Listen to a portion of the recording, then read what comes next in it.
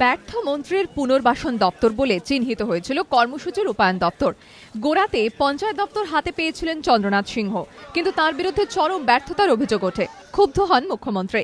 পরিস্থিতি সামলাতে তড়িঘড়ি আনা হয় সুব্রত মুখোপাধ্যায়কে। চন্দ্রনাথের পুনর্বাসনের জন্য তৈরি হয় কার্যত অবয়বহীন এক দপ্তর, পরিসংখ্যান ও কর্মসূচি রূপায়ণ। সেই দপ্তর থেকে এবার মৎস্য দপ্তরে গেলেন চন্দ্রনাথ সিংহ।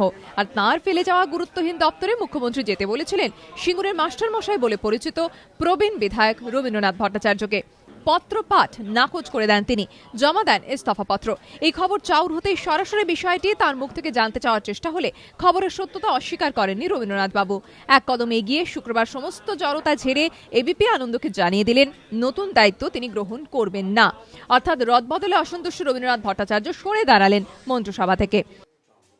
এখন নতুন মন্ত্রিত্বের যেটা আমাকে বরাদ্দ করা হয়েছে সেটা সম্পর্কে আমার কোনো ধারণা নেই। তবে আমি নতুন মন্ত্রিত্ব নিতে আমি অপারগ, এই কথা আমি জ্ঞাপন করছি যে নতুন মন্ত্রিত্বের দায়িত্ব নিতে আমি অক্ষম। মন্ত্রিসভায় ব্যতিক্রমী মানুষ হিসেবে পরিচিত ছিলেন সিঙ্গুরের মাস্টারমশাই। স্বল্পভাষী, শান্ত স্বভাবের মানুষটির প্রখর আত্মমর্যাদা বোধই তাঁকে আলাদা করে রেখেছিল।